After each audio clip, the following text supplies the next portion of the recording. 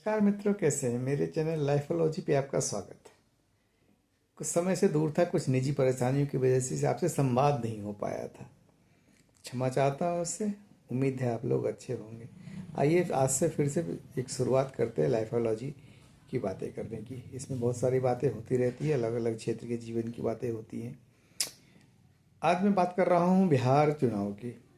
लगभग पूरे देश की मीडिया पिछले 2 महीनों से कह लीजिए कि पूरे देश की मीडिया, पूरे देश की राजनीति की नज़र बिहार पे थी। मैं खुद बिहार का रहने वाला हूँ, तो ज़्यादा बेहतर समझता हूँ, ज़्यादा बेहतर उस पर आपको बात बता सकता हूँ। ये एक अद्भुत, एक अकल्पनीय, एक ऐसी जीत मिली है भारतीय जनता पार्टी और जनता दल यूनाइटेड और उनके गठबंधनों को, जिसकी शायद उम्मीद उन्होंने इतनी ज़्यादा उन्होंने भी नहीं करी होगी। इसमें बहुत सारी बातें सीखने वाली हैं, बहुत सारी बातें ध्यान देने वाली हैं। आखिर ऐसा क्या हुआ कि इतनी बड़ी विजय मिली है? मैं कोई राजनीतिक पंडित नहीं हूँ, लेकिन जीवन को अच्छे से समझता हूँ, लोगों को समझता हूँ, लोगों की मानसिकता को समझता हूँ, वो चाहते क्या है जीवन में ये भी समझता हूँ। कई बातें हैं इसमें इस संबंध में आपसे करने को। पहली बात तो जो जीते को बहुत बहुत बधाइयाँ, जो नहीं जीते उनके लिए एक सबक है कि अपने विरोधियों से भी सीखिए कि जीत कैसे हासिल की जाती है, क्या क्या अपनाया जाता है, क्या क्या तरीके, क्या क्या बातें हैं। देखिए, जीवन में एक बात का ध्यान रखिए। बिहार के चुनाव में एक बड़ा फैक्टर लग रहा था कि प्रशांत किशोर जी होंगे। वो बड़े स्ट्रेटेजिस्ट रहे हैं। कई सारी पार्टियों के लिए उन्होंने पॉलिटिकल स्ट्रेटेजी तैयार करी, लेकिन इस चुनाव में उनका नाम लेने वाला भी कोई नहीं बचा। ये कितना बड़ा सबक है जीवन में। स्ट्रेटेजी अपनी जगह है, लेकिन उसके साथ साथ कई फैक्टर होते हैं। मैं अगर बहुत अच्छी स्ट्रेटेजी बनाता हूं तो इसका ये मतलब नहीं है कि मैं सफल होऊंगा।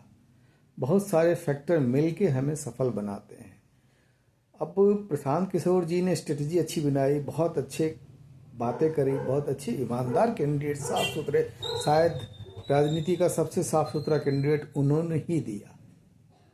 लेकिन एक बड़ा सबक है इसमें कि सिर्फ अच्छा हो जाना या साफ सुथरा हो जाना आपको राजनीति में सफल नहीं करेगा।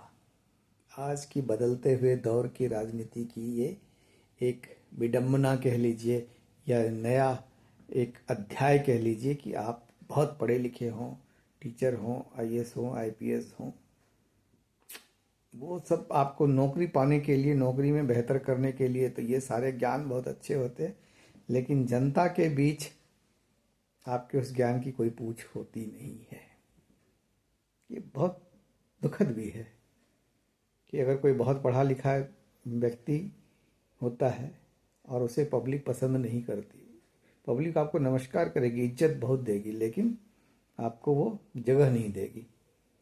आप अपनी नौकरी में अच्छे रहेंगे, पढ़ाई लिखाई से सब कुछ करेंगे, लेकिन पब्लिक लाइफ में आपके लिए कुछ खास जगह नहीं होगी। बहुत अच्छे नमस्कार के अलावा आपको कुछ नहीं मिलेगा। देखिए, राजनीति या कोई भी ऐसी चीज़ जिसमें हमें जनता की ज़रूरत होती है, वहाँ पे ना तो सिर्फ स्ट्रेटेजी काम करेगा, ना बहुत अच्छा होना काम करेगा।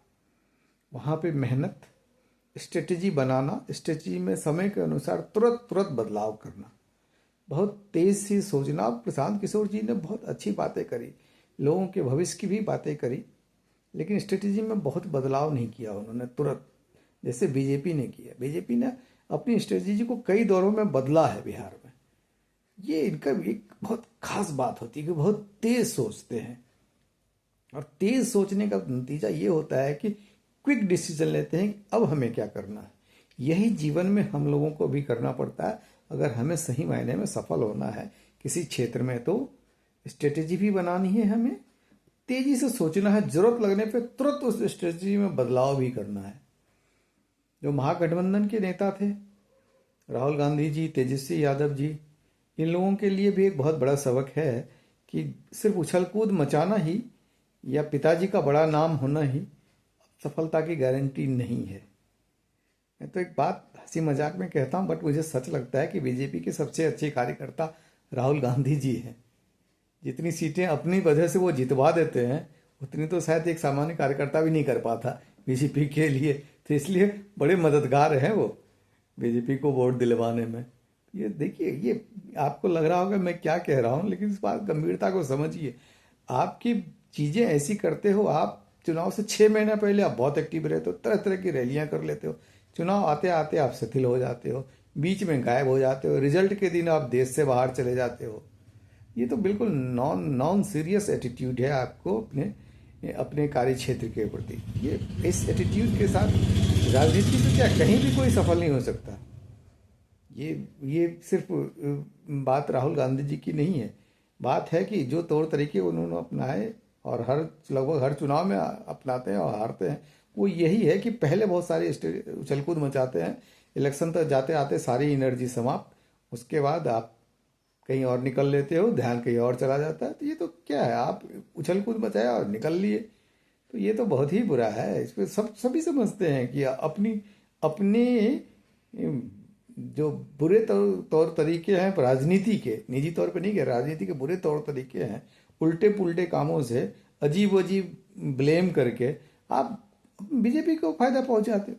ये तो आप तो बीजेपी के कार्यकर्ता हो गए अच्छे से, इसके लिए तो आपको सम्मान मिलना चाहिए मेरे हिसाब से। तो दूसरी बात, तेजस्वी जी ने काफ़ी मेहनत करी लेकिन जनता ने पसंद नहीं किया। क्यों?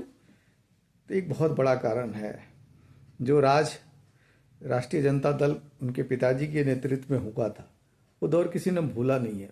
मैं भी बिहार का ही रहने वाला हूँ, हमने वो दौर देखे हैं, कितने बुरे हालात थे। तो इससे जो हम सीखते हैं वो ये सीखते हैं कि पिताजी आपके अच्छे हों, पिताजी ने बहुत अच्छे कर्म करे हों, तो आपको सम्मान जीवन में बहुत दिन तक मिलेगा।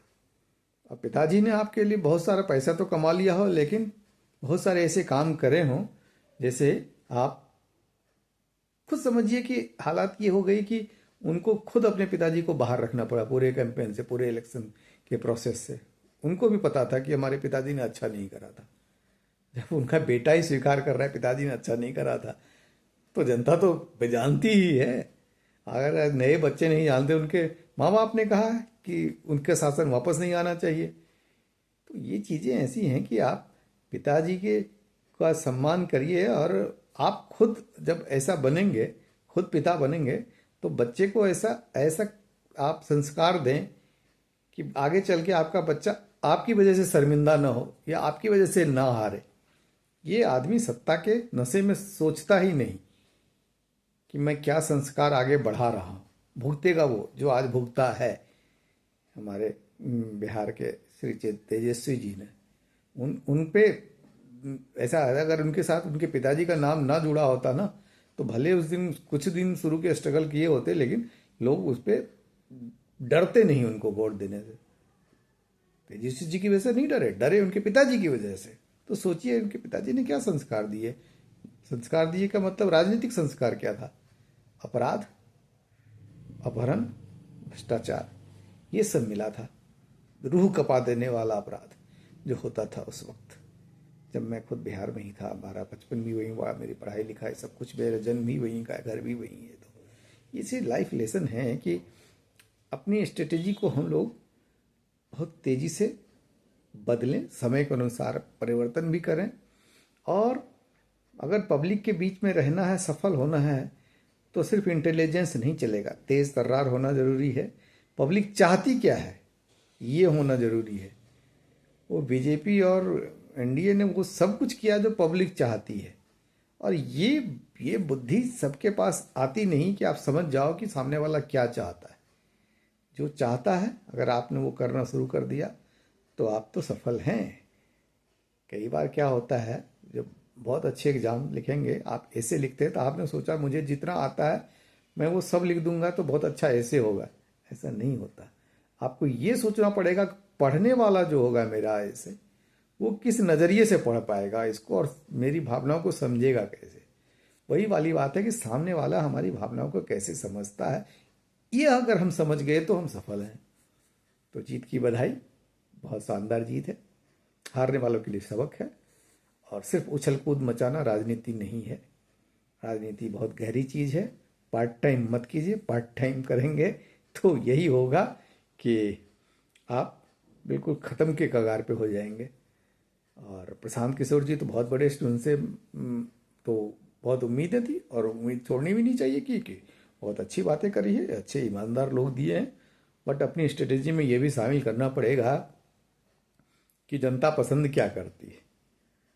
सिर्फ अच्छी बातें, बहुत भविष्य की बातें करने के साथ साथ जनता को और भी बहुत कुछ चाहिए होता है।